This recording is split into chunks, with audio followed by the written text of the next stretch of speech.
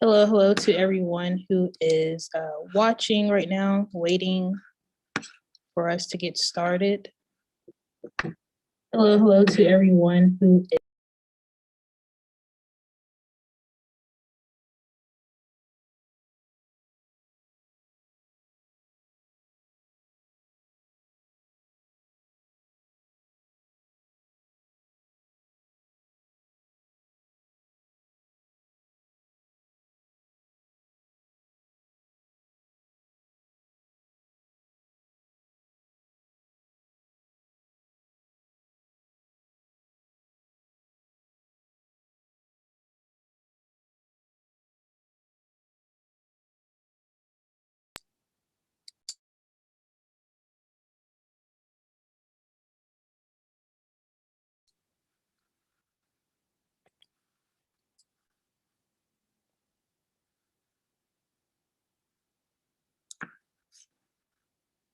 will be getting started shortly.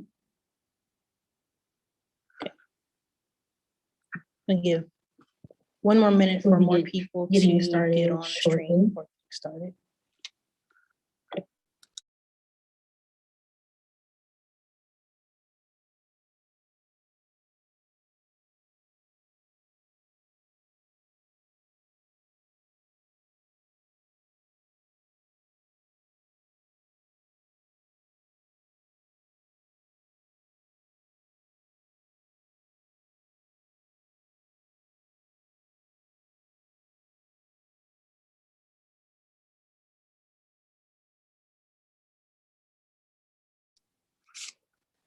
Okay, so I want to welcome everyone to the 2021 Dr. Sheila Pressley Diversity, Equity, and Inclusion panel.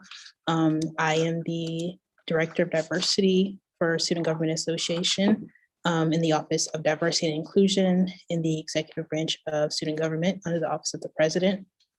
It's definitely been my pleasure this year to serve as the Director of Diversity, along with Deputy Director Jalen Byers. This event is sponsored by the SGA Diversity Cabinet, a group of undergraduate and graduate students formed by Deputy Byers and myself to represent diverse student populations by pushing forward initiatives related to diversity, equity, and inclusion, and funding student organizations as such. And for everyone in the audience, along with watching this conversation, your voice is welcome and encouraged during this dialogue. We'll be having any questions that you have or comments, please feel free to put them in the chat and we'll get to your questions towards the end of the panel. I wanted to introduce the student body president, Ewell McConan, who will give us an opening and we will continue from there. Good afternoon, all. My name is Ewell McConan, and I am the student body president for the 2020-2021 academic school year. And it has been my pleasure and greatest honor to represent my peers and the student body. So since our establishment in 1954 and now nearly 7 decades later, Student Government Association is to student opportunity what the ravine is to the Campus Beautiful, or what the clock towers are to King Johnson. And to this day, we remain committed to advancing student interest and student well-being. And I'm very, very proud of the Office of Diversity and Inclusion in my office, along with the Director of Diversity and the Deputy Director of Diversity, Brittany Bowens and Jalen Byers. But before we congratulate our director and her deputy, let us understand the price that they and student advocates in general have paid, and the price that we're paying for advocacy.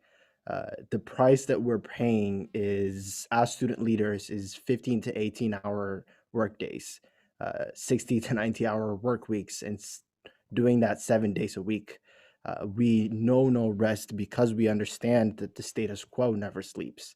It remains dormant and it remains, and it just remains there. And due to that, fighting it is fighting an uphill battle on muddy terrain.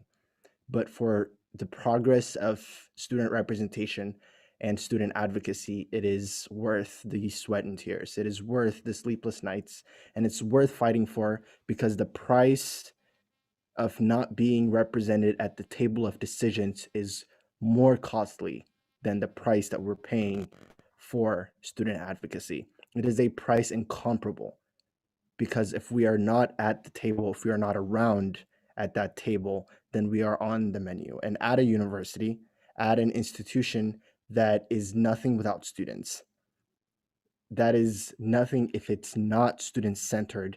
If we are not at the table, we will be on the table on the menu from items to choose.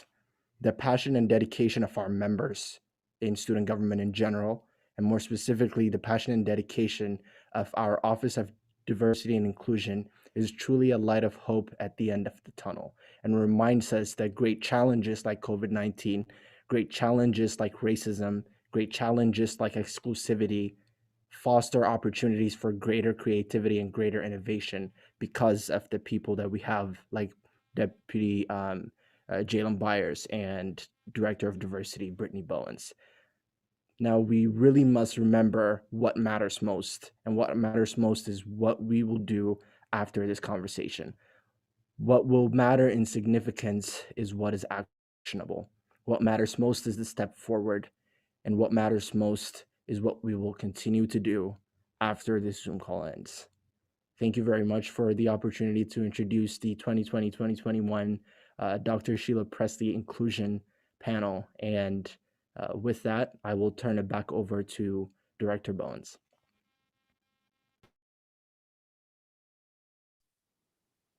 Thank you so much for that great and amazing opening, President McCone. I really appreciate your words of wisdom there. So I'm going to start off by introducing each panelist, and I'm going to do it in the order that I see. So the first person I'm going to introduce is Ms. Julie George, who is the Dean of Libraries. Ms. Julie George works at the Eastern Kentucky University as a Dean of Libraries, being promoted in July 2019. She has been with the EKU Libraries for 21 years. During her tenure at EKU, she served as the coordinator of public services for 10 years, head of the reference team for 7 years, and then became the first director of the newly created EKU Business Library and Academic Commons. She began her career at EKU Libraries as a reference librarian. Ms. George is passionate about designing learning spaces, learning resources, and services that meet the needs of our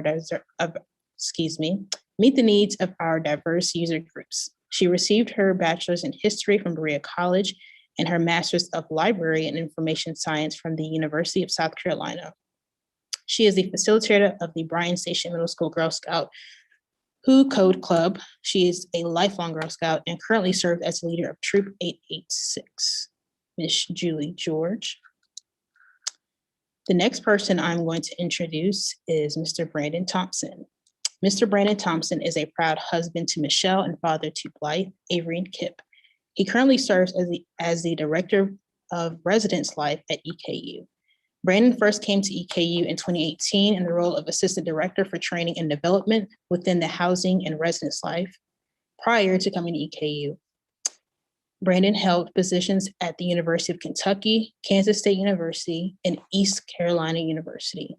Originally from Chicago, Mr. Thompson attended Eastern Illinois University, earning a Bachelor of Arts in Communication Studies and a Master of Science in College Student Affairs.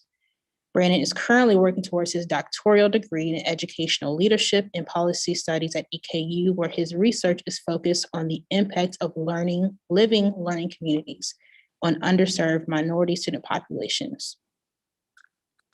Mr. Brandon Thompson. And the next person I'm going to introduce is Dr. Lisa Day. Dr. Lisa Day leads Appalachian Studies in Women and Gender Studies at EKU. She is a faculty advisor of the EKU Alphabet Center and Feminists for Change. She is a certified instructor of the Green Dot Anti-Violence and Bystander Awareness Curriculum.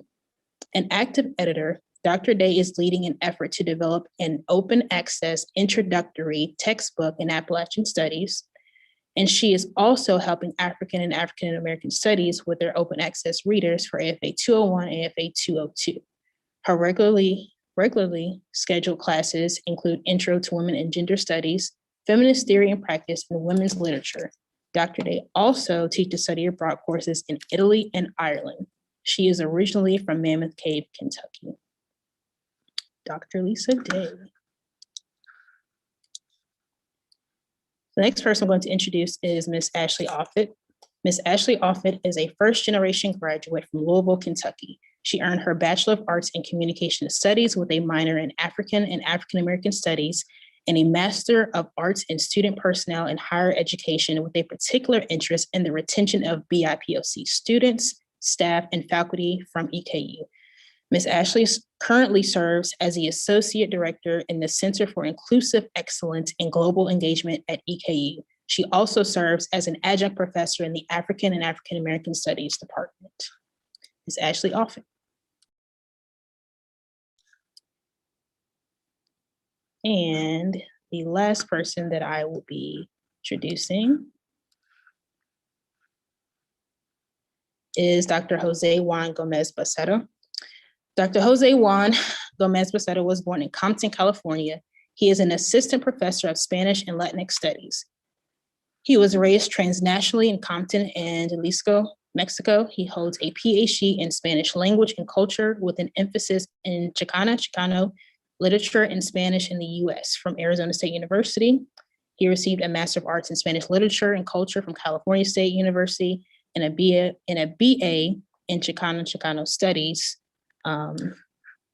as well.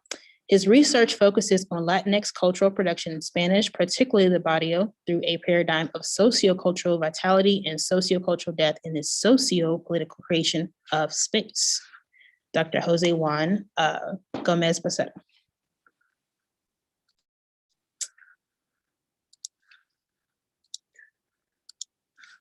Okay, so for our first question, I'd like for all the panelists to chime in on this one. What exactly does diversity mean to you? We'll start with Ms. Julie George. Oh, I'm first. Hello.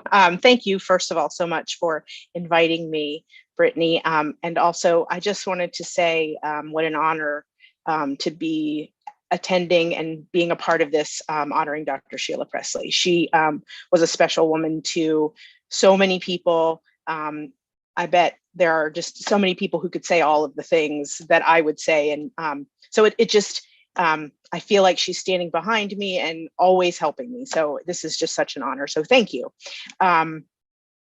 What does diversity mean to me? I think it means making sure, and I think EUL spoke about this so lovely, about having everybody at the table. And I've not heard this before, the on the menu is not what we want. We want everyone around the table. And so I feel like in diversity to me is having everyone at the table and having all the different voices being heard and being able to listen to all the voices. So thank you. Mr. Thompson. Good evening. Thank you so much.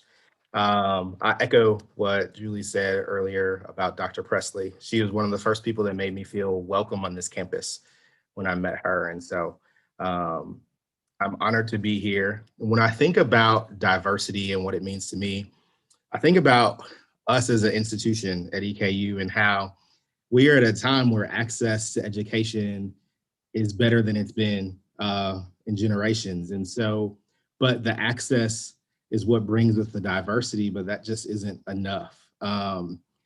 Personally, I currently raise 2 daughters with my wife, and they are mixed. And just yesterday, we were signing them up for swim lessons. And I'm not going to say where we were signing them up, but we had to select what their race was. And the only options were Black, white, or other. And that is not something that should be happening. We need to make sure that we create that the space is there for people, but it's not just a space that people feel that you can't exist within and that you don't belong. And so I think we really need to focus on how we bring people into spaces and what we are doing to make them feel supported and to keep them there and help them be successful. Dr. Day. So just to follow up on what Brandon and Julie have said already, boy, Dr. Pressley was a phenomenal woman in every sense of the word, and I miss her intensely, definitely at times. So what I believe diversity is basically a 16-week course that I teach on a regular basis, but I believe in the equity and equality of all of the intersectionalities of race, class, gender, age, sexuality, ability, religion, and at EKU veteran status. I myself am a white middle-class professional, cis, heterosexual woman.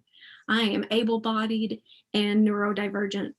So I may not have all the privileges, but I do consider myself a pretty privileged person on campus. And what I always try to make sure to do with our diverse populations is to allow them the agency that they can act and speak on their own behalf. I don't want to stand in front of them in any way. Okay. Thank you for that, Ms. Ashley. Well, not to continue it, but once again, thank you so much for having us all here. Dr. Pressley was a mentor of mine from my freshman year up until her passing. And so being able to serve on this panel is just a wonderful moment. So thank you for that. When I think about the idea of diversity, I think it's the intentional engagement of different cultures, methods, and thought processes. I think a lot of times we can throw out the word diversity just because it's a buzzword. You can say it and people can have their own idea of what that means, but there has to be an intentionality that comes behind that leads to that engagement. And so for me, that's what diversity is, that intentional engagement of different cultures and populations. Dr. Gomez Becerra. Good evening, everyone. And I think in the name of, diversity, we have to think about work, right? I think diversity is work, as Ms. Ashley mentioned, it's intentional actions, right? So I think many times, especially with diversity, because it's always changing, right? That's the idea of diversity, of accepting that we will never reach true incorporation of everyone because it's constantly changing, but we have to be working towards that, right? So it's taking responsibility and moving away from representing and more into the incorporation, right? Making sure that people have a seat at the table and that we take responsibility in the work that needs to be done. So I think, yeah, if I could say it's work, responsibility, diversity is work and responsibility. Yeah. Okay. Thank you all for that opening. I know here at EKU, we don't really have an exact definition of diversity. Everyone kind of has their own. So to kind of get you all's perspective on that kind of leads us into the next thing of diversity, equity, and inclusion. What's the difference? Like Ms. Ashley said, diversity is, everyone says diversity and, diversity, but diversity, equity, and inclusion. What's the difference and how does it all go together? This can be anyone.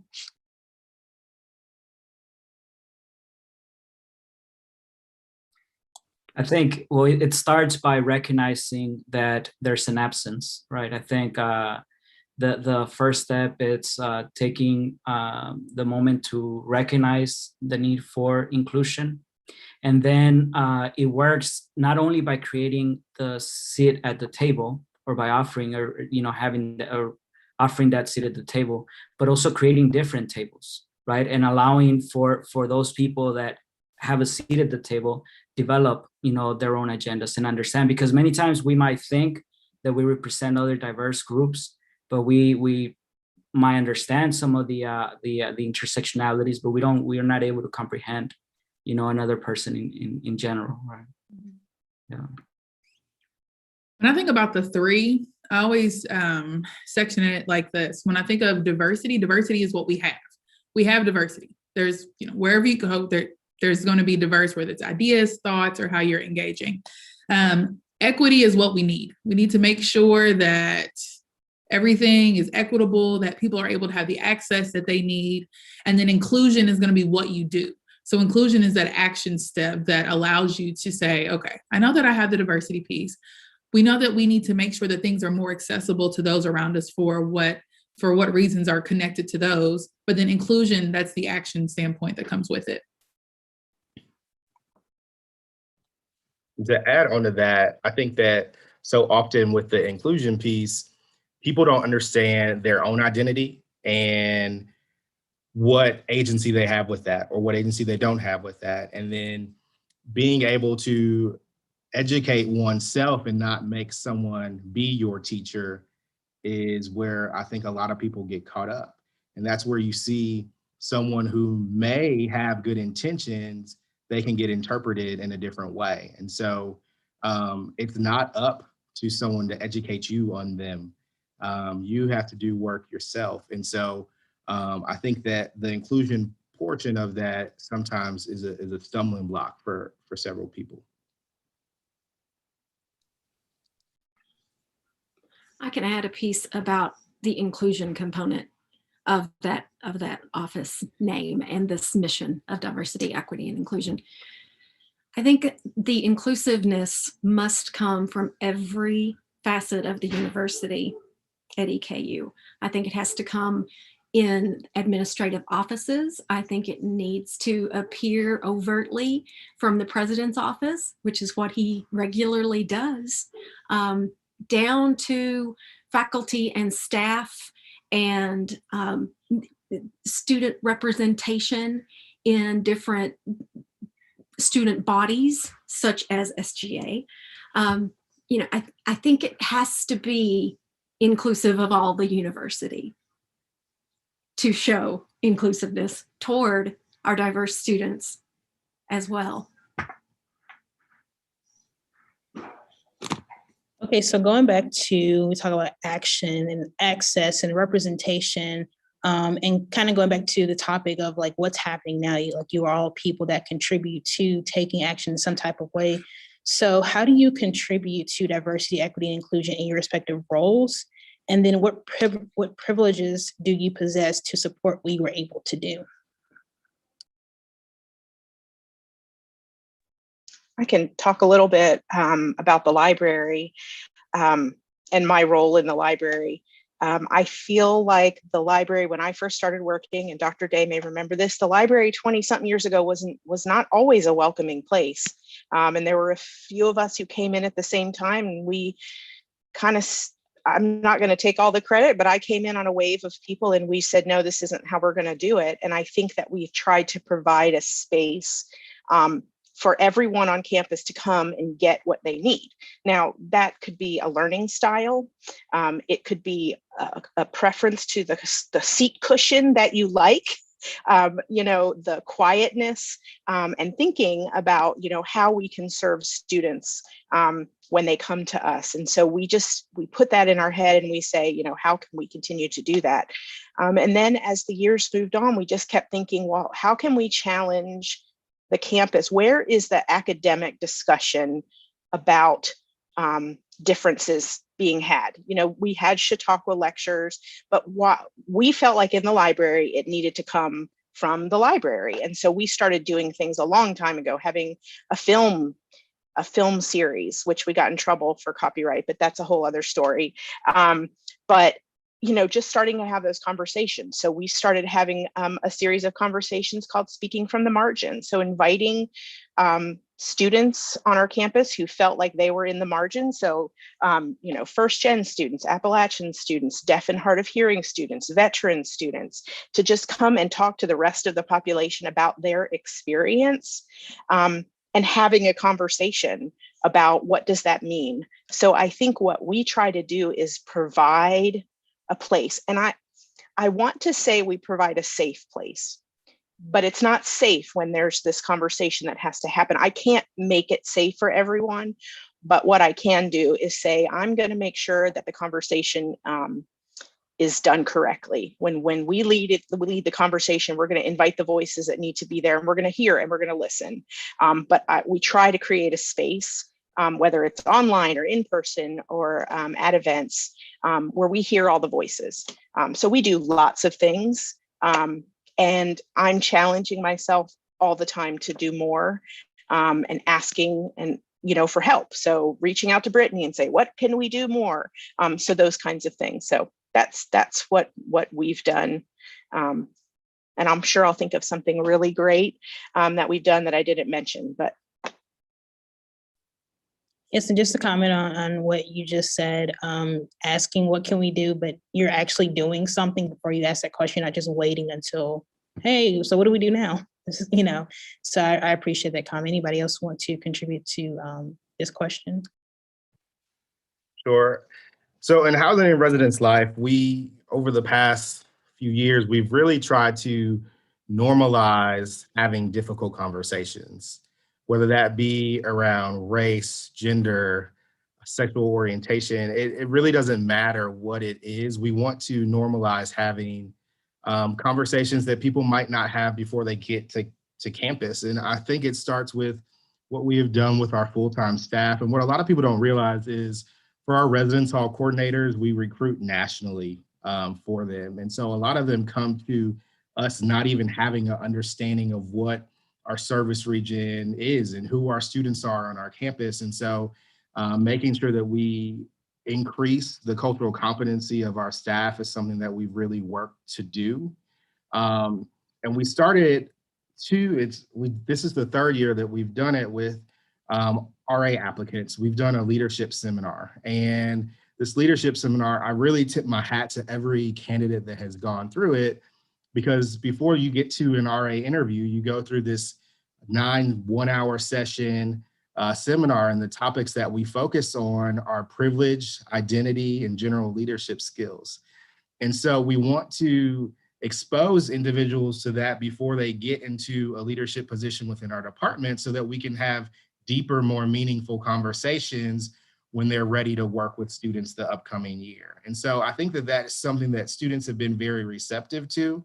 I really believe when you give people the opportunity, they will rise to the occasion. And so we have done that with the candidates going through this process, and I've been really impressed. But I also think that for anyone that serves in a leadership capacity, you have to acknowledge who you are and the fact that you have thoughts and feelings too. And so, I mean, I process just like every other staff member we have in our department does. And when I notice something is going on that could be troubling, I try to reach out to all of our staff members. And it's tough when you have nearly 200 staff members in a department. And so I send videos or I'll send them an email, and it's just to say, hey, I'm going through this with you. And it's challenging for me just like it is for you, but we're going to do what we can to get through this together. I can chime in right there. I have so enjoyed working with Brandon, and he lives and breathes that piece about working together. And that's another thing that I wanted to comment on earlier about this very panel, because what I'm seeing is representation from several different segments of the campus. And I love seeing that kind of collegiality happening, that this kind of conversation between colleagues and peers, that I welcome all of you anytime I have a decision to make. In terms of the things that we're already doing in women and gender studies, WGS is the oldest program on campus in the interdisciplinary studies.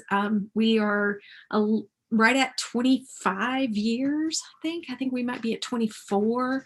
And Appalachian Studies came along not long after, but in terms of the things that we constantly do, it's education first.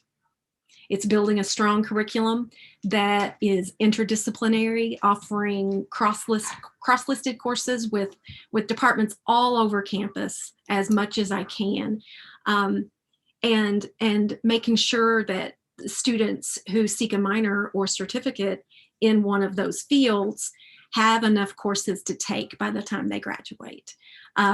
We also provide scholarships through competitions of essays and creative writing and things like that. During the non-pandemic years, in the before times, as I like to say, we had regular consciousness raising events, such as the Herstory Conference, such as Take Back the Night and the Clothesline Project. And we used to do a concert called Rock Against Rape in the fall.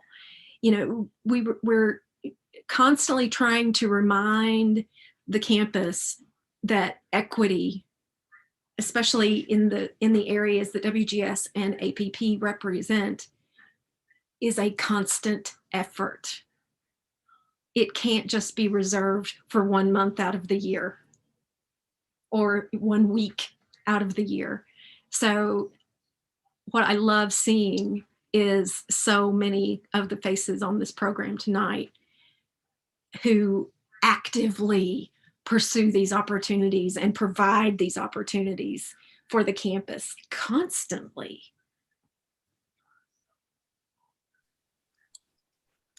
I'll chime in there because because you mentioned privilege, and I think one of the privileges that I have is that as a 2-time grad from EKU, and I've been in the area since 2008, I've been able to, watch and gather institutional knowledge in a different perspective in a different way. So just as you mentioned in my bio, I'm a first generation college graduate. So when the idea of college popped up, I was like, listen, I'm from Louisville. My parents didn't do the college thing. So how do we navigate that? And so I was able to take my own learning experiences and apply that to the roles that I am in, because I do believe in the idea of access, but also support. So the idea that because I'm serving as the associate director in the center, I'm able to have access to certain things, and I'm also able to make sure that students have support in those ways. And so that's something that I really cherish and I hold close to my heart. So within the Center for Inclusive Excellence and Global Engagement, formerly the Office of Multicultural Student Affairs, I know that's a mouthful, but the name has transitioned. We house a lot of things. So we do our Heritage Month programming that we do. So if you participated in the Ubuntu series, which is a partnership between Student Life and other interdisciplinary offices, we have a cultural week that each Heritage Month we discuss those things and we bring those topics to the table. I also serve as the coordinator for the Freshman Academy for Diverse Students. So there's a particular focus in making sure that our first generation students that identify as Black, Indigenous, people of color, Appalachian, every area, are able to be connected to different offices on campus to get the support that they need. And that includes scholarship, because the idea of the FAFSA can be so overwhelming to so many people because in my house, it was, why do you need to know how much money we make? That's none of your business. So I'm like, oh, my bad. But that's a conversation that you have to have. So we talk about those things. We've also recently acquired the Rodney Grove Scholars. And so with that transition, it's the idea of how can we take these 2 great retention programs and pull them together to say, you know what? Let's maximize these opportunities and let's make sure that those partnerships are continuing. And so that's one thing that we do. And then also Dr. Day is the person who hired me as an adjunct professor in the African and African American Studies department, which my minor is African and African American Studies. And so being able to serve as a student in that program and then now to be a professor in that area is a gratifying experience. But also too, when you're able to bring in cultural programming and you're able to talk about current events, it's the best feeling because you're able to watch students kind of break it down and understand the ways that things are being supported. So those are some things that our office and myself are actively doing to engage campus in those ways. Okay, and going back to identities and privilege, how have your identities and privilege hindered or contributed to your role in the work you're able to do?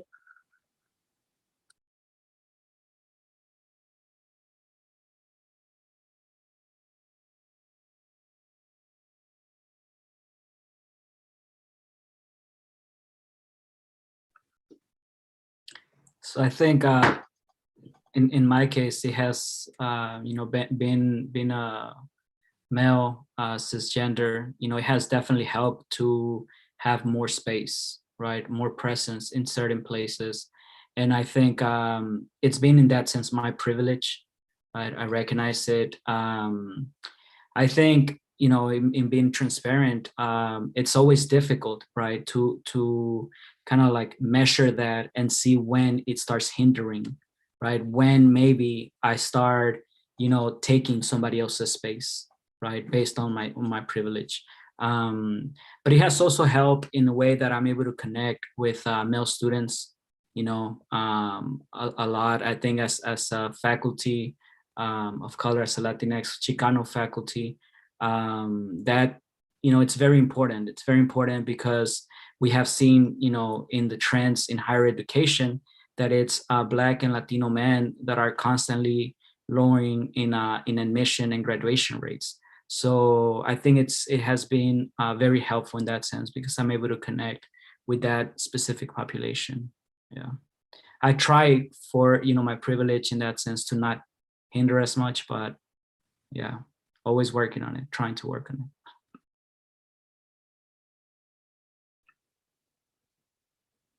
So I've had to check my own privilege on a regular basis because I do want to be not only an ally, but a co-conspirator with my colleagues across campus in diversity efforts.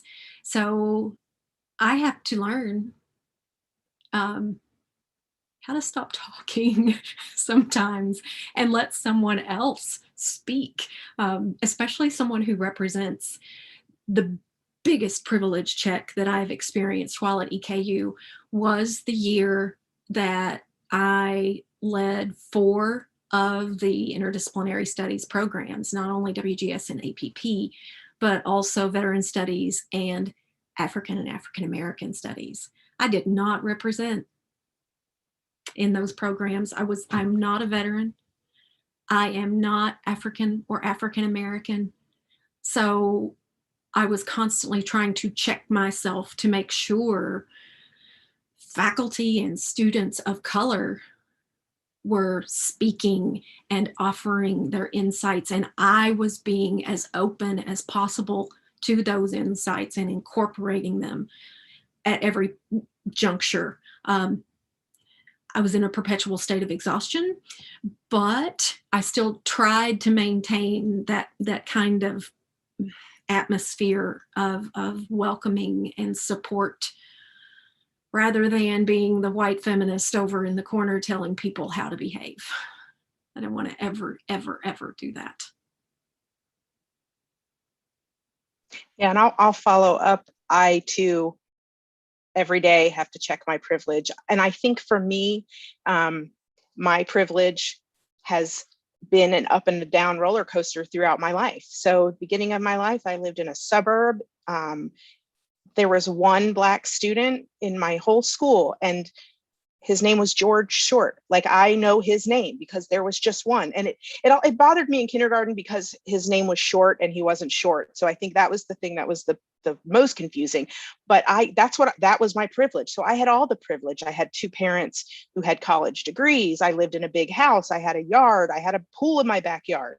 And then my life changed, and I was the free and reduced lunch kid. I had the dad who was unemployed. So, you know, there were all of those things as I moved throughout my life. I mean, even in my career, I come in, I'm a confident woman. I have a master's degree. I have a job. And then I become a pregnant woman in a building with no other pregnant women. And there are things that pregnant women have to do and things that happen to them, and not everyone understands. And so that was a privilege, you know, downward, you know, trying to get people to understand, and then being a working mom. So I think I'm very privileged. I feel that, but what I tried to do is listen. And try to say things. I'm always the one, my family, I drive them crazy because my husband will say, I have an 18-year-old son who's graduating from high school and he's going to be coming to EKU. And my husband said, I think it's really important that all freshmen should live on campus and experience what that's like. And I said, sure, that's great. But that's a privileged statement. Not everyone can afford to live on campus and experience. And what does that experience mean? You know, and he's like, oh God, never mind. We'll have this conversation later. And I said, well, let's have the conversation about our son. what he's going to do and not about what everybody's going to do. So I feel like I check my privilege every day. I talk too much, Lisa. I can't help it. But I'm trying to listen. And so I think I tried to take the experiences where my privilege has been less and remember those experiences and try to apply them in the way I treat people. I think I struggled when I first got to college because one of the first things that I was told, I was asked, not told, which diversity scholarship did you get to be here? And for me, going to college was never really an option. So I had two parents that both went to college. My mom had her master's, my dad had his bachelor's. My mom was a teacher. And it really wasn't an option. Like, I had this huge family tradition of going to the university that I went to. I have two uncles that went there, and an aunt that went there, 3 cousins. And so it was like, that's what you do where you go. And I was very fortunate that my parents were able to pay for college for me for the most part. And it was kind of eye-opening. I was like, that's why you assume that I'm here. But what it allowed me to do is build connections with people that were there to support me and tune out those that weren't. And so it allowed me to establish the relationships that I needed to get through. Being a Black male, I was able to, as a professional, start a mentor program for African-American males at the first university that I worked at. And I chaired that for 2 years. And that is something that my identity allowed me to do. And it was really one of the first times that I felt that I was able to give back just because of my identity. And when you're looking at students who traditionally on that campus achieved around a 2.2 GPA, but the people that were involved in this program, the 28 students, had a combined cumulative GPA of over 3.4. And so when you see that and you're able, it was a moment of like, this is my purpose. This is what I'm here for. And so I really attribute that just to those that were there to support me and then wanting to pay it forward. I would also say that a privilege that that I've had is the idea of earning privilege as I've moved through my career. So as a first generation college graduate, it's the idea of, I always joke with my students and say, I'm first generation at life. I'm trying to figure it out just like everybody else. And so some of the lessons that I've just learned from trial and error. And then also understanding that having a college degree is a privilege, and making sure that when I'm connecting, with students and those that I work with, the idea of making sure that I'm showing up in my most authentic way possible, that I'm not showing up as Ashley, who's earned her master's degree and is a doctoral student, that I'm showing up as Ashley, 18 years old from Louisville, Kentucky, trying to figure out how I'm going to navigate this. Because if there's one thing that I know about myself, it's that I'm going to hustle all the way through as much as I can. And so what some people don't know is that whenever I applied for my first job at EKU, it wasn't necessarily because I loved the job, but it was also, I knew that if I applied for that job, that I would have housing on campus. And so I wouldn't have to pay for my housing, but also too, there were meals that came with it as well. And so I would be able to eat. And so a lot of the ways that I was able to eat through college was because I strategically picked jobs that allowed me to be able to eat.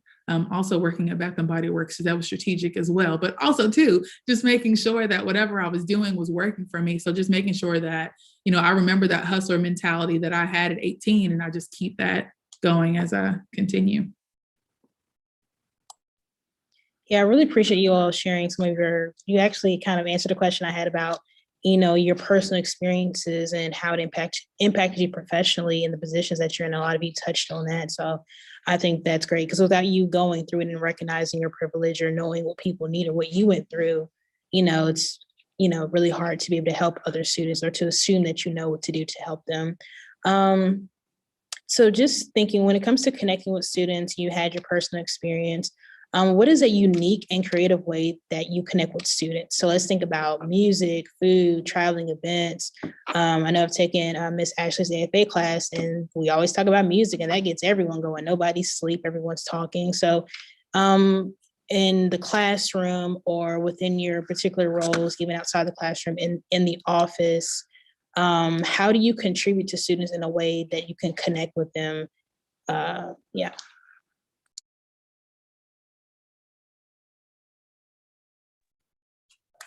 I think in many ways, really, I think that's one of the things that I enjoy the most, connecting with students here at EKU.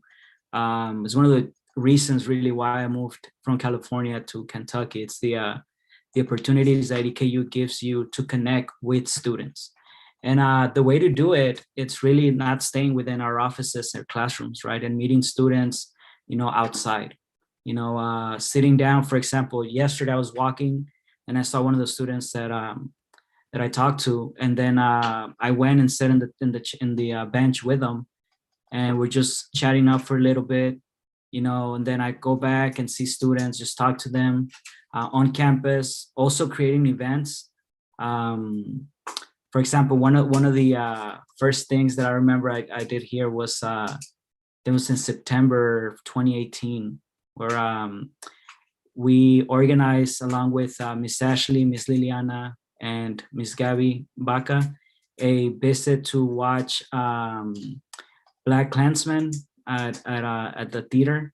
And from there on, like, I just realized how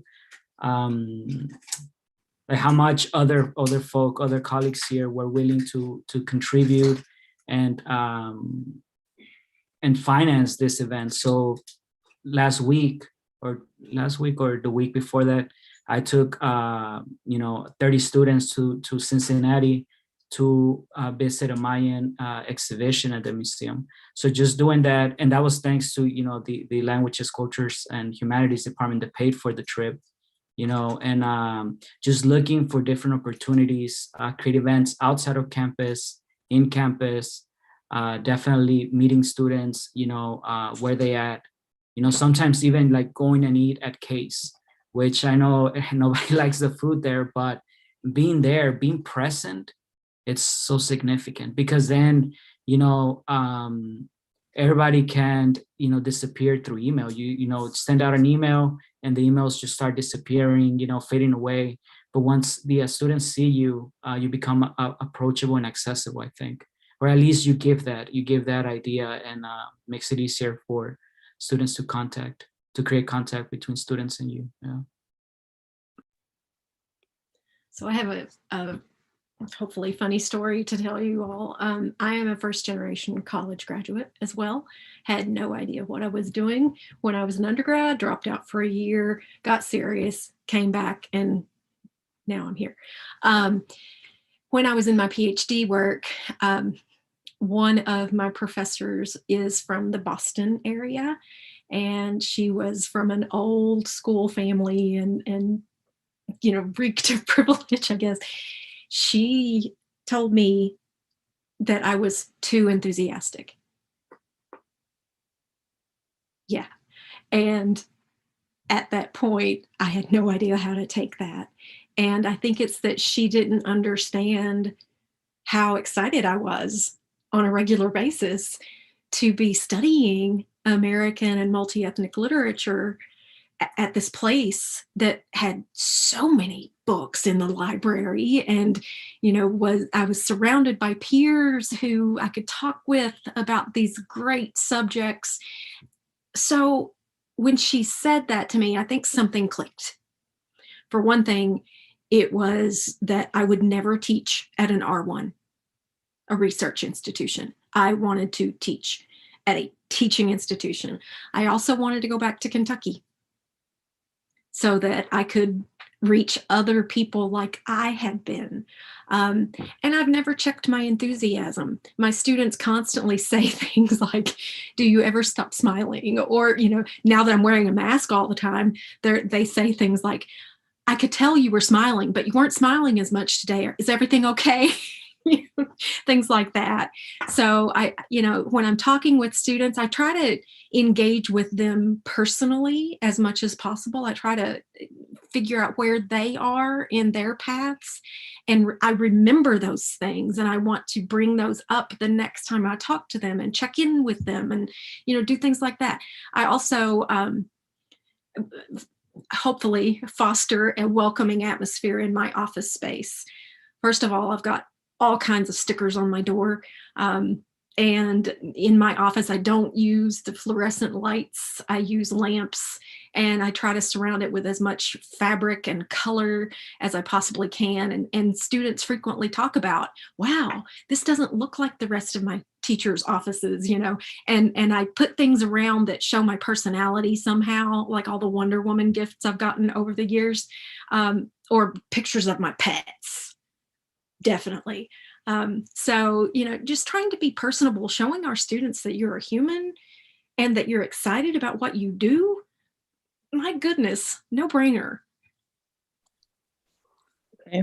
Very much like Dr. Day said, I think the idea of actually establishing relationships before you get into the other stuff is really important. As staff members, I think it's easy to, you know, walk up to a student and say, how are your classes? Did you do your financial aid? Where are you living? Those questions are very intrusive, if we want to be clear. So it's like walking up, like they were just trying to eat a bagel. Like they don't want to talk about their classes right now. Let them eat their bagel and let them chill out for a second. And sometimes it's, did you hear that new Drake EP that just dropped? That was fire. Let's talk about it. Or did you see that new makeup line that dropped? I know you like makeup. Let's talk about it. Or let's go grab some coffee, or let's just chill out for a second. But I know some people may call that an intrusive advising method, but I genuinely want to know who you are. I mean, I know it's also hot right now. So I'm like, so what's your zodiac sign? Let's talk, let's discuss, you know, things like that. But finding ways to connect on a personal level before I'm trying to figure out if you completed the FAFSA or if you turned in your assignment on time. And I think you have this line where you say, connect before you correct. So I just want to, you know, you have a lot of them, but that, I know that's just one. It's like, you know, don't correct me if you haven't connected with me. So in connecting with students, you know, this past year has been insane. It's been the pandemic, but there's been, you know, the George Floyd case, there's been Breonna Taylor. Most recently, we've had attacks on Asian Americans. There's just been a lot going on. And this is kind of going back to what's happening now, because every time something happens, what can we do? Oh my goodness, but we got people here that's been doing the work. And so outside of crisis, you know, before anything pops off, you know, how do you ensure success and support for students, diverse students, in the midst of opposing views? And I'll just kind of point out, you know, some of you, I know like Brandon, Mr. Thompson, so he used to call me Brandon, but you know, there's been times where the university didn't send out anything yet, and Mr. Thompson, so sorry, you know, has made sure to send out an email to the RAs to make sure, hey, I'm here. Your supervisors are here for you if you need to talk, if you need a space. Everyone knows that there's something that goes on, we go to the formerly OMSA space, because that space is always open. Ms. Ashley always provides that space for people to talk and to engage in conversation. So just kind of outside of crisis, before anything happens, like what are you doing to make sure that students have, you know, support and they are successful in the midst of ongoing opposing views? First off, you can just call me Brandon. It's fine. One of the things that I think what Ashley was getting to, and what you said also, Brittany, about you need to connect before you correct. People have to know that you care. Like that's what it starts with. You have to be genuine. You have to be authentic. People need to know that you care about them. And so I think that you can show that you care when it's not in times of crisis. I love the fact that I get to be director of residence life at EKU. I absolutely love it. But one of the biggest drawbacks to it is that means that it's just another layer between me and students. And it just keeps getting higher. As I've progressed in my career with every position, I'm like, students aren't around, or they act a little different sometimes when you go to talk to them. And so, but what I will say is people need to know that you genuinely care. And I think that you do that when times are good, so that when times do get difficult, it's easy for folks to see you as someone that they can lean on and that they can trust. I think, you know, in the library, we just continue to have those hard conversations. So just we put on our series from postcards to hashtags, and it's been a hard thing to do in a pandemic, but we have really tried. And I think just providing the space to have the conversation, and I try not to avoid it.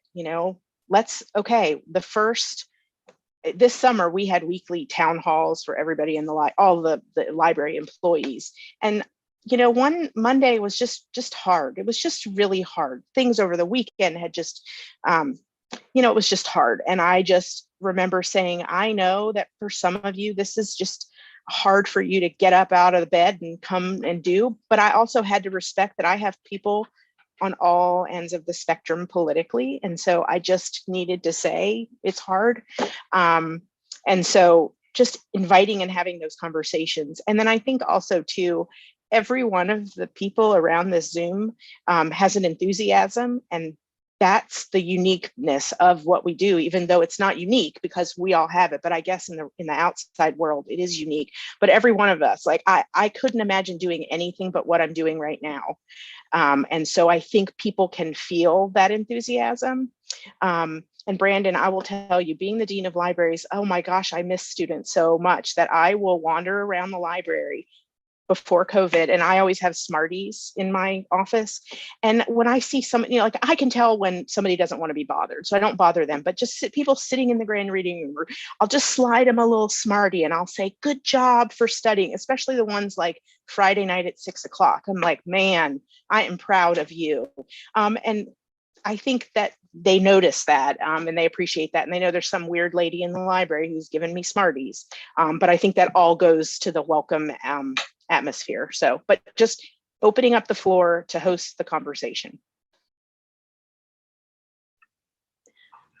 In the before times, I made a point to attempt at least to attend student events as much as I could, because what I have seen is that a lot of faculty and staff seem to clock out and go home at 4:30 or 5, and they don't attend the students' events.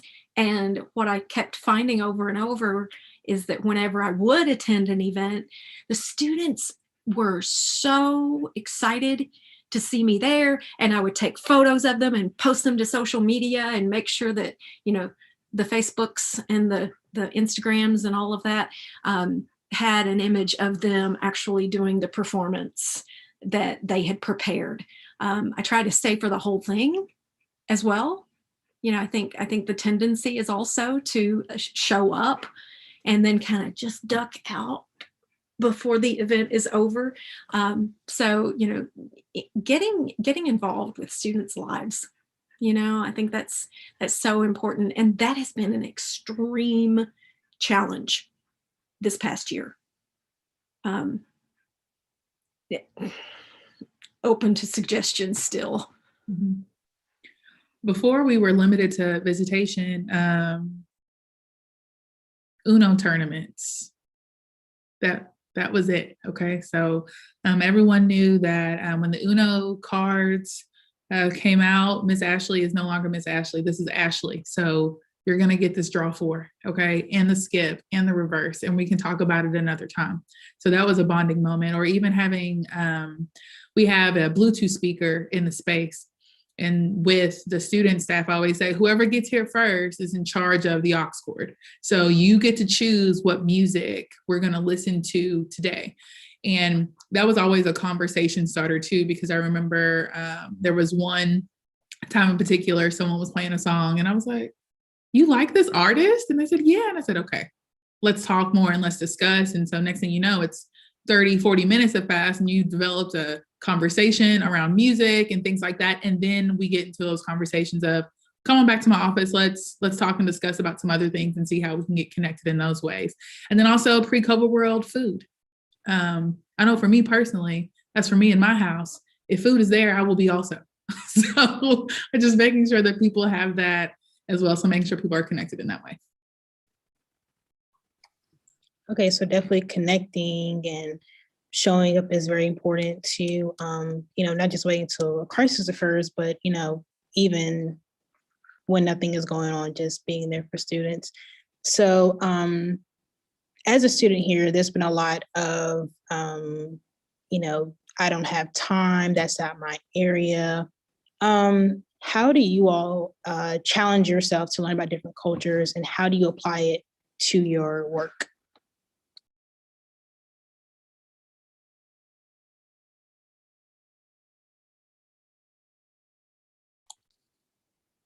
My rule is that if I feel uncomfortable, I'm gonna do it. Which, I'll be honest, pre-COVID, it wasn't as strong. But when you are, in the apartment with 2 cats, in Netflix, you can only do so much. So you can only go up from here. So it's like making sure that I'm putting myself in situations where I'm going to feel uncomfortable so that I can use that to champion the students that I work with, so that I'm not just saying, hey, you should probably do this, or you should go to the seminar, that we're actually participating and going through those things together and then having discussions. But then also being honest and saying when I'm wrong, because you can't be right all the time and saying, you know what, I may have got that wrong. Let's discuss and figure out how we can grow from that and develop those things together. So the vulnerability piece is something that's definitely helped. So I see myself as a teacher first. And anytime I am teaching one of my special topics classes, such as my women's literature class, that syllabus has never been the same thing twice. And I'm constantly striving to represent as many voices as I possibly can in that course, to show students the writing of this community, to show students the writing of this identity. And that means that I have to hustle, Ashley's word, to read those things myself and to keep up with what is going on in the world, as well as what is being published. I try not to make my syllabus just from the 19th century or something like that. I remember back in the aughts, in the 2000s, when I started at EKU, somebody, I can't remember what part of leadership, told us that in the English department that we should make sure at least 10% of our syllabi included writers of color. And I'm not going to out any of my faculty and my peers, but there was some outcry about that. Meanwhile, some of us were sitting over here, like, Charlotte Rich and I were like, only 10%? Did we, huh? That was not an issue whatsoever. But now what I try to do is to make sure that the marginalized genders are on my syllabus. The marginalized sexualities are on my syllabus. I'm constantly trying to reach more of those intersections and incorporate them into my work. And that does mean more work. But I happen to love literature. So that's usually not a problem for me, but it is a struggle to find the time. I'll be the first to admit that. So yeah, and I will say, as a librarian, I think same as being a teacher, it comes the profession. You have to have a natural curiosity, and so I don't get to read as much as I would like, but I read a lot about reading. We'll say that. But I also have been, been very lucky that I have 2 children who have challenged me. And I take some credit for them, but really they are some unique kids. And they go to a school that is, I call it a 30-30-30 school. And so it's 30% Black, 30% Latino, and 30% white. And so that has been their experience, which was not mine. My kids are also bilingual. They speak Spanish. And so they're coming home and they're like, Mom, have you read this? Have you done this? Or I will say, I don't really want you to go downtown and be in the protest. And my son's like, Mom, we have to. It's not just me, I'm not going. You and me, we are going. And so my children have challenged me and my husband. And it has been, COVID has actually been a really terrible. It's been terrible, but there have been positives because I've been stuck in a house with my children and they are always talking at me and challenging me. And I don't know where these two humans, I know they came from me, but I don't know where they came from. And I'm just really blessed that they challenge me every day. So. Yes, I definitely think in the classroom, students can also, challenge professors, and, when it comes to dialogue, even that's why it's everyone's responsibility. It's not just people who work in diversity. Just to give an example, I think Brandon, were you about to say something? I think I heard you come on in. Yeah, if it's okay. Yeah, go for it. I mean, I'm a firm believer that you always have a choice to do what is right or to not do what is right. And I think that we have to use our voice for what is right and speak up about it. I would say that my children have challenged me as well, even though they are only 19 months and 4 years old. But they have challenged me to invest more and more and more into the future leaders that we have. I've always been passionate about working with college students since I started doing it 10 years ago. But now I really see this generation is who's going to lead my daughters. And I'm going to do every single thing that I can to ensure a positive future for them. And so a part of that, that's a selfish reason, but a part of that is making sure that I'm creating a space where today's college students feel that they have a voice and they have a space so that they can go in turn and do that for my children when they get older. Thank you for that. Based off of what, you all were saying about, based on your experience, the people that are even in your household, constantly challenging you challenging yourself, there is no excuse to say that you don't have time. It is possible. Attending events, being in the classroom and having students engage in dialogue and, making sure that you're not just depending on a group of people to kind of, get that conversation going. So when it comes to your biggest accomplishment in your role, when it, comes to contributing to students with diversity, equity, inclusion, what's been like your biggest accomplishment and it's had a significant impact on students? Just maybe like one or two things that like, hey, had I not done this, I'm not sure, if this outcome would have happened for students. Mine's just something really simple, I think, but it's impactful. I helped create a nursing mother's lounge in the bathroom, not in the bathroom, in the library. So it's not a bathroom. So it's a place for people to go and do what they need to do. And while that may not be a lot of people on campus, the people who need it and use it appreciate it so much.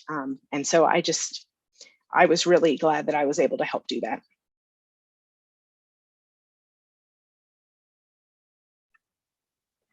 I think the moments that I've had at EKU where I felt like, this was a defining moment for myself as a person, as well as a faculty member and a member of the EKU community,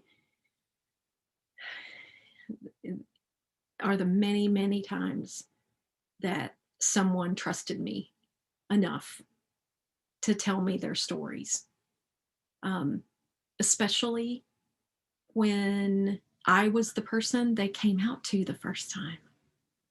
And they didn't tell me that I was the first one until much later. Wow, that is such high flattery.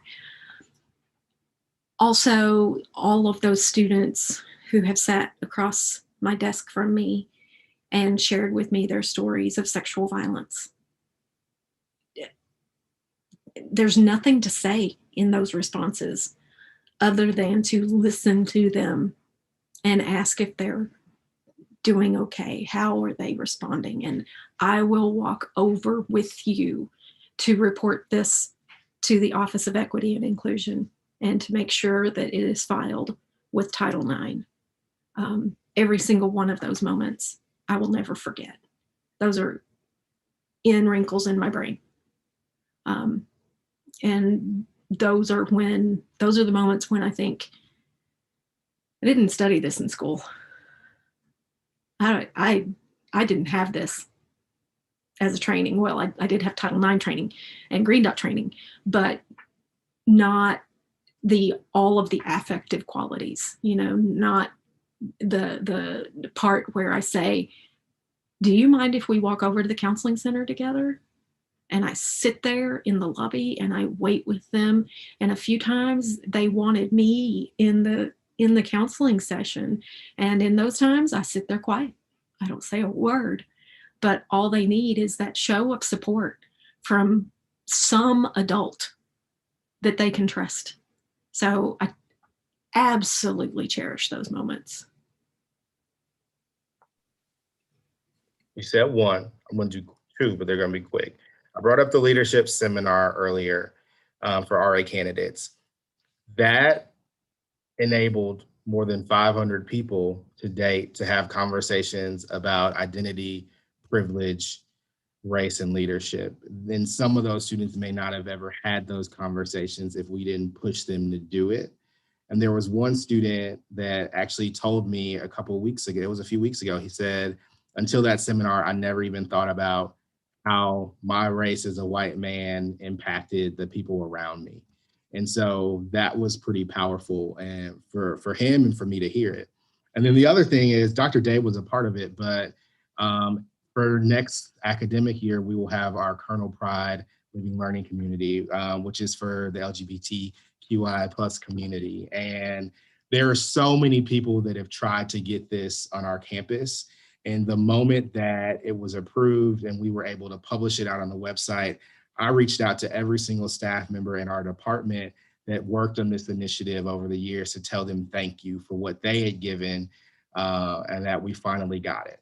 And so that was a huge moment for me to be a part of. And I didn't do most of the legwork. I just was there to talk and advocate for it. But it was a true effort and collaborative effort on this campus. I wanted to wait, but I need to hurry up and say it before my emotions get the best of me, because those on this call know that Ashley's a crier. So I think for me, it was and of course, back to the idea of programming and partnerships, the development of the Freshman Academy Living Learning Community for students. There has been, scholarship that's been tied to that. And so there have been students who have been able to come to campus and the barrier of housing has been lifted from them. And then pairing that with additional scholarships that we have as well, they're able to come to campus without having the stress of how am I going to pay for this and how am I going to get this done? And before we had our Booksmart scholarship, I would distribute book vouchers to students. So if a student was not able to pay for a textbook, I would use, funding to see that they were able to get their textbooks. And one of my students in particular called me a couple days ago to let me know that they just landed a GA position at a school that they just love so much. And he said, I didn't think that I could do it, but you believed in me. And I was like, whew, all right. Waterworks. But it's like the idea of there are so many barriers that students face and that they run into that we're just like, oh, it's just a book voucher, or it's just a living learning community, or it's just, a walk around the ravine. But at the end of the day, that's time and effort that we put in to make sure that the students have what they need. So I would say that's been my most gratifying experience. And I think same, just hearing from students, and how, many times they just, write back or express, gratitude without even knowing that we were doing something for them. I think just being there for me that's very, very important, and it fills me. But this semester, actually, I'm teaching a course on Latinx, an introduction to Latinx studies, and just seeing some of my Latina students there talk to me after the course and tell me, you know, like, hey, you know, we have heard about the X and the importance of, you know, indefinition and inclusivity, you know, but we're starting to thinking about changing the names for one of our shirts, you know, and just like seeing how conversations that we have in the classroom, you know, transfer into their lives. It's very, very rewarding.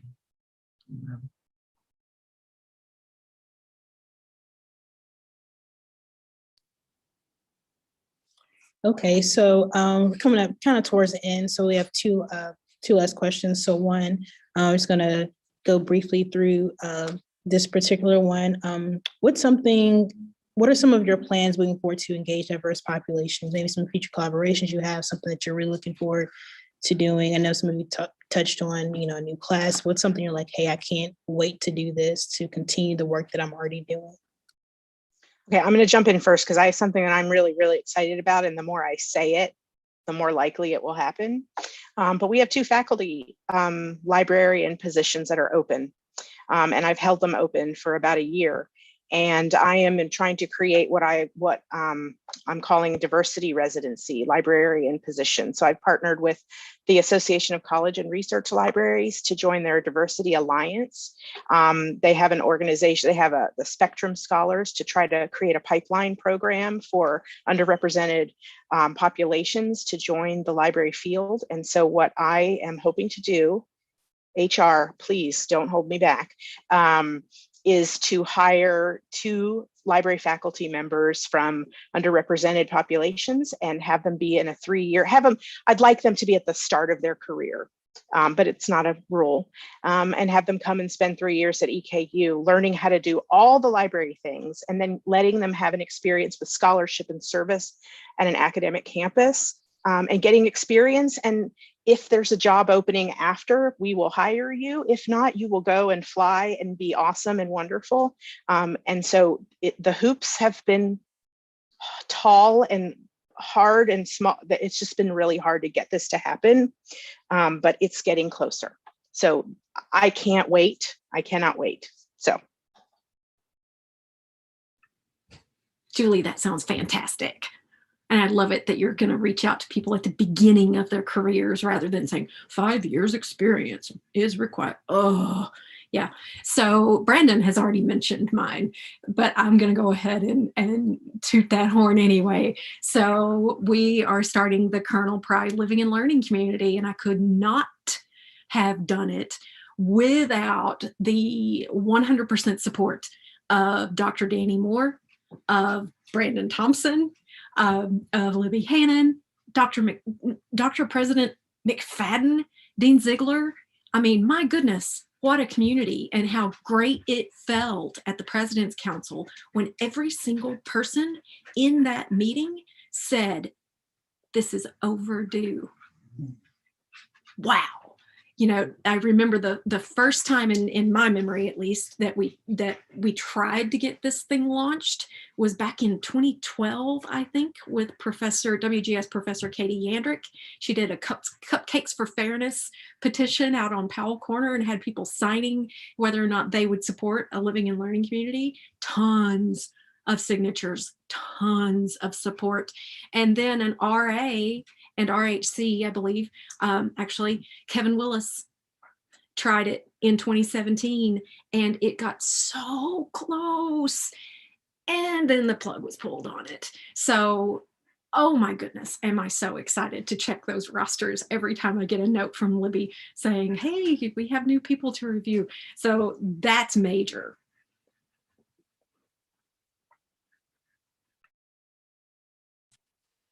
I would say, when I think about and the 2 living learning communities that were mentioned by Ashley and Dr. Day, for me, like in my profession, it's kind of unheard of to have 2 communities created that quick with partners to support them for underrepresented or underserved populations. And it, for me, that I'm just in awe of being able to get that established on our campus. And I want to keep that momentum rolling. I don't want this to just be the end of that. And once again, kind of selfishly, I'm writing my dissertation this year, and my research is on underserved minority populations and the impact of living learning communities. And so I really want to see what we can do to better serve our underserved students with our living learning communities. And so I'm like, skip this dissertation proposal, let's just get to my research. Let's start collecting data, because that's really important to me, because yes, it's gonna help me attain a degree, but also it's gonna set us on a path to continue moving forward on this campus. And I think that's the most important part of it, is we are going to see gains by the research that is gathered. So from an office standpoint, with the new name change, so going from OMSA to the Center for Inclusive Excellence and Global Engagement, SEACH, there's been a lot of development. So we have our director, Ron Jackson. We have Gabby Baca in the space. We have myself in the space. We're also hiring for an LGBTQI plus associate director as well. And this is going to be the first time that the office has been staffed in this capacity. And I'm so excited. Our space is over 7,000 square feet, excuse me. And it's just such a large space. And so the programming capabilities that we're going to be able to have is going to be something that is going to be a catalyst for us in a positive way, because students are going to be able to engage in those spaces. And we have the couches and the Zoom rooms and the prayer and meditation space. And so those are things that are being developed. We've got some really great things that are happening with the Freshman Academy and Rodney Grove Scholars coming together. And so being able to showcase that work whenever we're finished putting everything together is going to be something that, you know, as I say with my students, make me shed a couple thug tears, because it's been a long time coming.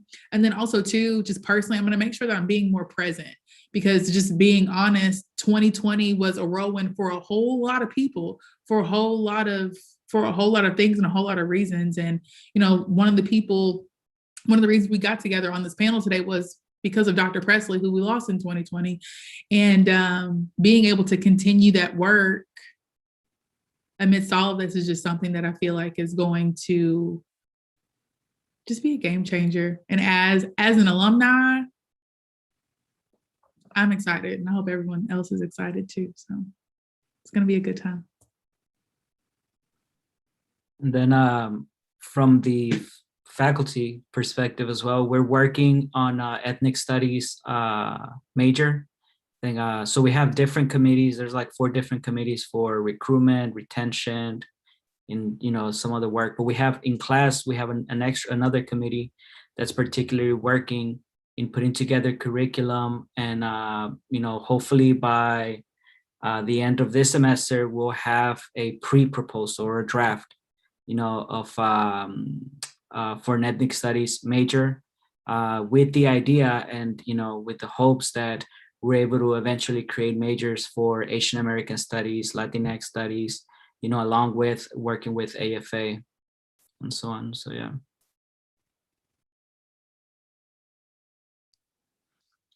Okay, so we're gonna have our last question. I first want to, before we get to the last question, thank everybody for being on the panel and contributing in your expertise, answers to these questions, keeping the conversation going, really focusing on what we're doing, what's happening on campus and what you all are doing in those particular roles. I definitely want to show appreciation to one of my favorite spaces on campus is the Special Collections and Archives. I think it's very overlooked and very underappreciated. I first went down there with the class. I knew it was down there, but again, you can have a resource, but if you don't know how to use it or how it connects to you, you're not probably never going to go in there. But they have a lot of history that can relate to any and everybody. And so the work they do down there, cannot talk, is greatly appreciated. I've learned a lot being down there. I also I have to credit Dr. Alice Jones. I asked a question about, professors being in the classroom and saying they don't have time or it's not their level of expertise or they don't know. I took a science class with her and she was able to relate back some information she was teaching to my community and how the environmental science related to me, or I never would have paid attention. And that led me to going on a service trip relating to the environment just to learn more. So it's not just, oh, hey, like this is what I do, but there is a way to connect what you're teaching, no matter what it is or what role you're in, to other students. So I just wanted to make sure I gave them a shout out. So when it comes to something like I just said, just kind of openly showing appreciation, people that work in diversity, do diverse things, maybe you don't always have the biggest title, people may not see all the work, kind of like you all gave the speech, we're students and we're putting in a lot of hours and I can't imagine, you all putting the hours you have. So when you think about, time goes on, some people leave, they transition and all that stuff. What's one way you really want to be shown appreciation? Like, what would it mean to you to have appreciation? What does that look like for the work that you are doing, have done, and will continue to do?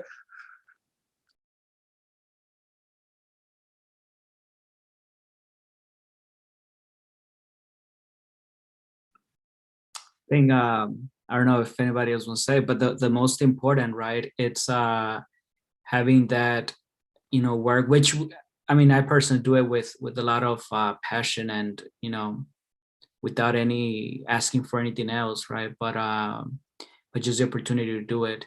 But I think definitely it's looking at the wages, right, that we receive. I think we do a lot of work that other folks in our universities do not do. And that is not reflected many times in our salaries, right? And I think that's very important, and that's just in an institutional level. I think we always have to be careful not to be taxed, for not to get taxed for diversity, right? I think that's important.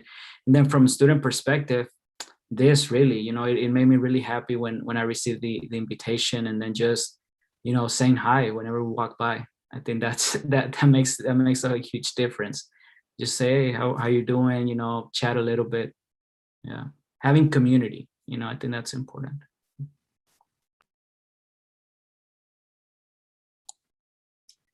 I would say for me, coffee is one. So I will always accept coffee anytime. If you want to suggest a playlist or a song for me to engage with, that's one way that I will pursue appreciation. But also too, to graduate or communicate. If you want to show, that's what if you want to continue through college and you make it to graduation, that's how I feel appreciated. If you go through 2 years and you're like, listen, Miss Ashley, this is not giving what it was supposed to give, as they say. This is not communicating the things that I like. I need to take a gap year. That communication is appreciation to me as well, because that means that we have established some type of relationship where you feel like you can share that with me and that I can be a support to you in that way. So that's how I'd like to be appreciated as well.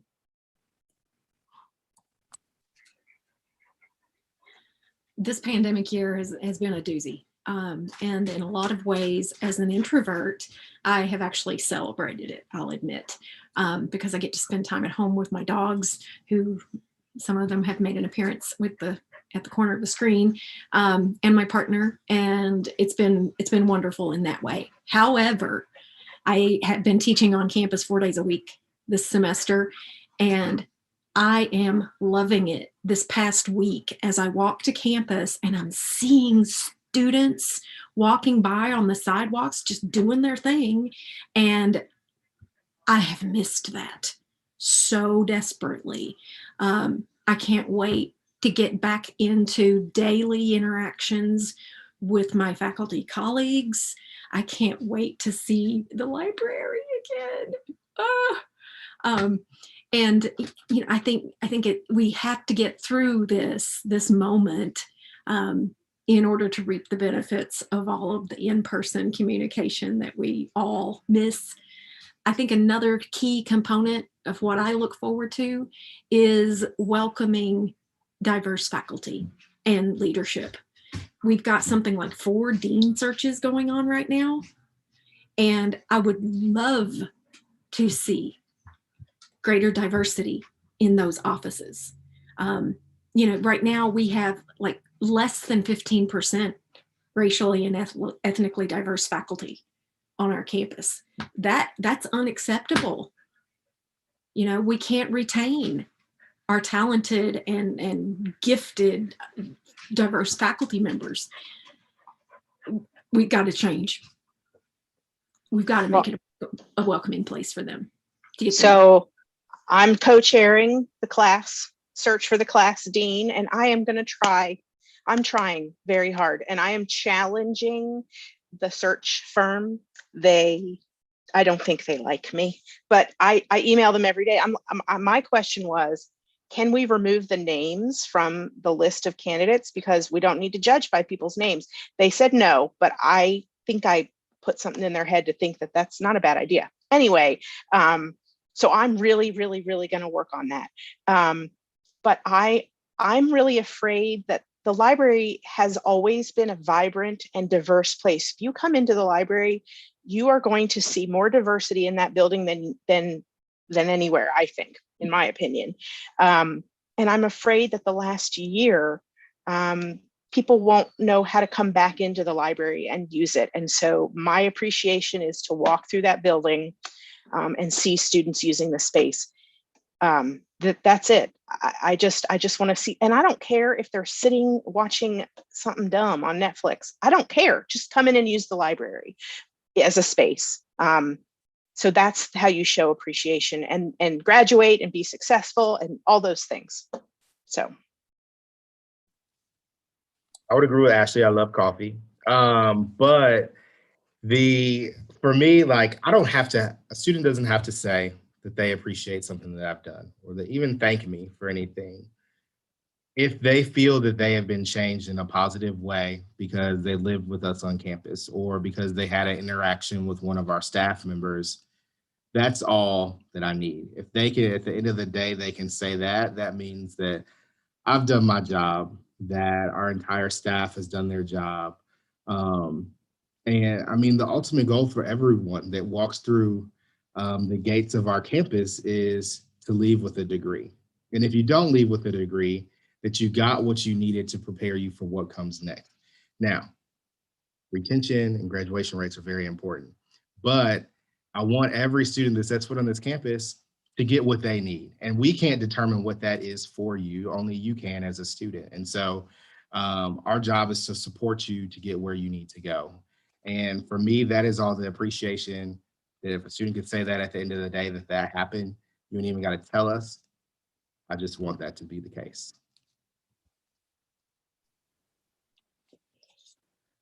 Awesome. Well, thank you all so much for your contribution to this conversation. This concludes the 2021 Dr. Sheila Pressley Diversity, Equity, and Inclusion panel. Thank you all for the work that you have done, are continuing to do, and will do, setting the precedent. I want to make sure you all were recognized and in this role as Director of Diversity for Student Government, among the other roles that I have on campus. It means nothing if I can't do anything with it, and being able to be in this position to have this platform and being able to bring you all on it really means a lot. I admire everyone in their respective roles and what they're doing to actively contribute to students of all backgrounds and creating spaces and having conversations, and your leadership and expertise, and you all being an inspiration to students to one day be in your shoes. So thank you all so much. Thank you to everyone who watched the entire time. Thank you to the diversity cabinet, still up and coming. Everyone's going to hear about them next year. Deputy Director Jalen Byers, President McConan, just everybody's contribute to diversity within this particular area. So thank you all so much. And y'all have a great night, and let's continue the work, what's happening now. So thank you. Great job, Brittany. Thank you. Thank you. Thank you.